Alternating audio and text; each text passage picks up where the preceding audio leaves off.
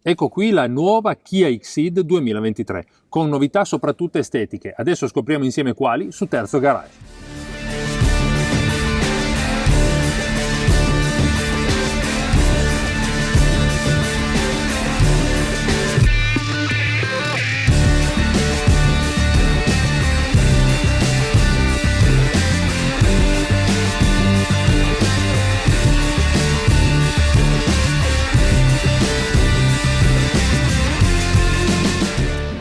Il frontale è la parte maggiormente rinnovata, con il paraurti di fatto ridisegnato. Ci sono questi inserti nero lucido che danno anche sportività, del resto questa è la versione GT Line, quindi ha delle particolarità rispetto alle altre. Prese d'aria verticali nuove, uno skid plate che in realtà è alluminio, non è plastica, e poi abbiamo il logo nuovo, Kia, già da un po' però presente sui modelli, e cerchi da 18 pollici specifici per questo allestimento.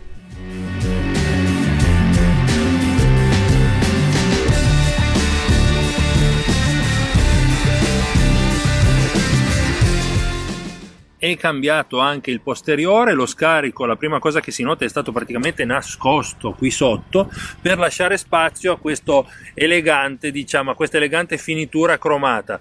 Poi abbiamo le nuove luci LED posteriori che fanno anche questo gioco particolare quando noi andiamo ad aprire il bagagliaio, che è elettroattuato, e offre una capacità di 380 litri che diventano oltre 1300 andando ad abbattere i sedili posteriori. Qui sotto abbiamo anche un doppio fondo nel quale magari andare a riporre, scusate non riesco a farvelo vedere, eccolo qua, degli oggetti.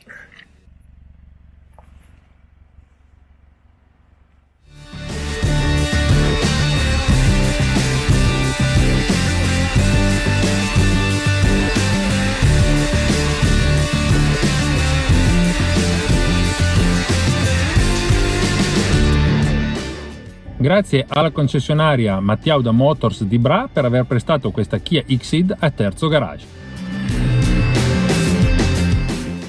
Qui abbiamo la versione mild hybrid benzina, motore benzina 1.500 turbo 4 cilindri da 160 cavalli.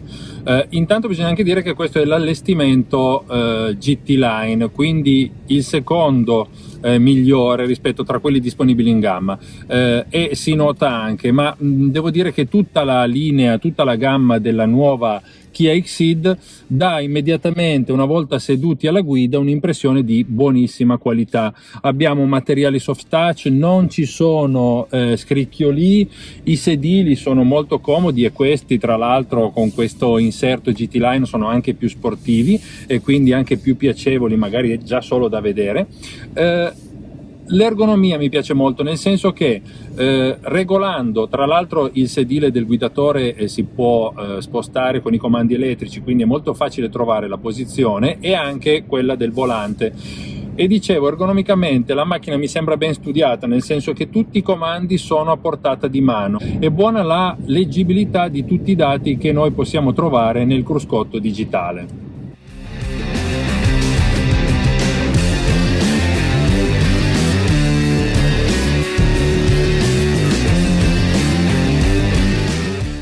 La leva del cambio automatico, la console centrale molto ben organizzata con la possibilità di andare a mettere in questa feritoia il telefono per la ricarica wireless a induzione, i tasti fisici per la gestione del climatizzatore che come vedete è bizona, perché qui abbiamo le due temperature impostabili tramite il rotore, quindi molto facilmente si possono andare a cambiare le singole impostazioni per il passeggero e per il conducente, e qui abbiamo il grande touchscreen centrale per l'infotainment.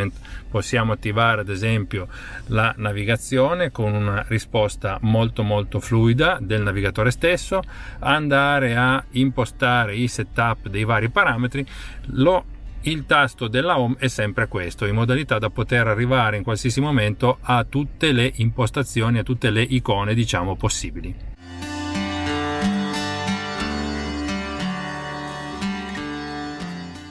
Per chi voglia comprare o vendere un'auto nuova o usata che sia, c'è il sito autoit.it che ha anche l'app, provatela!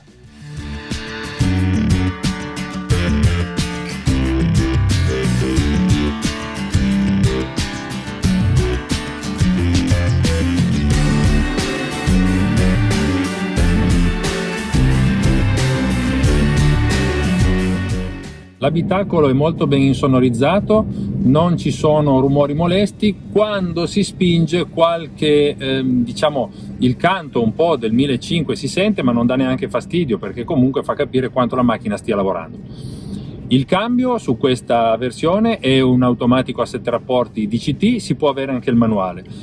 La cosa particolare, tra l'altro, è che questa mild hybrid è un benzina, ma si può avere il mild hybrid col motore diesel, quindi per gli amanti del gasolio c'è anche questa possibilità in più.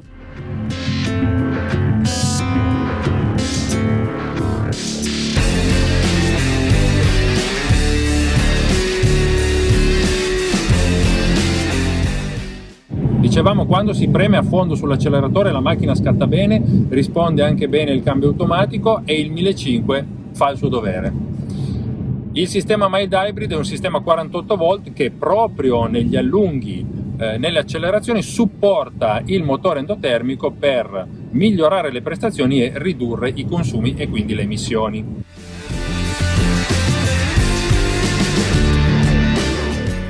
A proposito di consumi, quelli dichiarati nel misto sono di 6,1 litri per 100 km. Diciamo che stiamo tra i 16 e i 17 km al litro. Con le palette al volante possiamo anche decidere di cambiare marcia manualmente. Quando poi lasciamo lavorare la macchina, dopo un po' la macchina capisce da sola che non stiamo più noi agendo sulle leve del cambio e quindi riprende il controllo dell'automatico in piena autonomia. Una cosa che mi piace anche parecchio è il lavoro dei freni. Premendo il pedale non si ha la sensazione di una forza troppo irruente delle ganasce, però si ha sicurezza e davvero gli spazi di arresto sono piuttosto ridotti. Su questa versione la luminosità è ancora maggiore grazie alla presenza del tettuccio apribile, del tettuccio panoramico.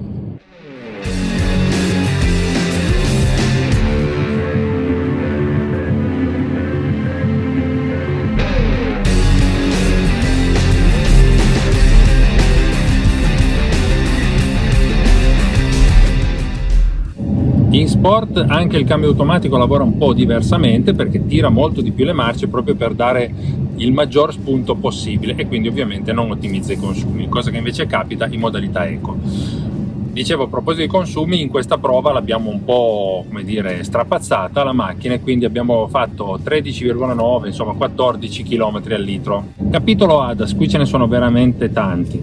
Abbiamo cruise control adattivo con funzionalità stop and go perché abbiamo il cambio automatico, centraggio di corsia, frenata automatica sia anteriormente sia posteriormente, quindi se io dovessi fare manovra per uscire da un parcheggio e non mi accorgessi di un'auto che arriva dietro di me, la macchina non solo mi avverte ma frena anche automaticamente.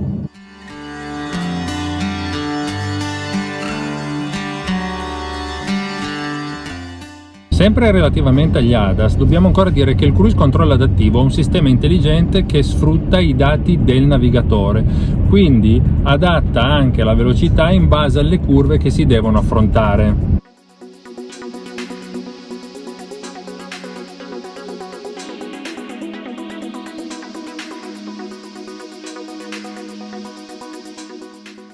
L'abilità posteriore è migliore di quanto mi aspettassi, perché nonostante qui ci sia il tettuccio apribile, quindi vengano rubati alcuni centimetri in altezza, spazio per la testa ce n'è ancora abbastanza, così come per le ginocchia. Secondo me grazie anche al fatto che il sedile, pur restando comodo, è abbastanza incassato nella seduta e questo fa sì che le gambe non sporgano troppo e quindi si possa comunque viaggiare tranquilli senza problemi anche per le persone di una certa statura. Anche dietro si apprezza la qualità costruttiva dei sedili, pelle e tessuto. Qui abbiamo i comodi ganci Isofix che si possono raggiungere abbassando questo, diciamo, sportellino a molla per arrivare ad agganciare i seggiolini dei bambini.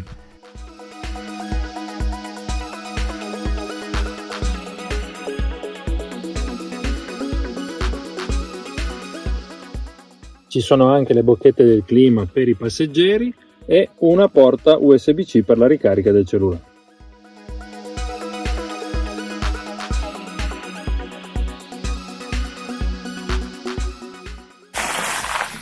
E con questa Kia XT 2023 è tutto, spero il video vi sia piaciuto, magari lasciate un like e iscrivetevi al canale. Alla prossima, ciao, buoni chilometri a tutti!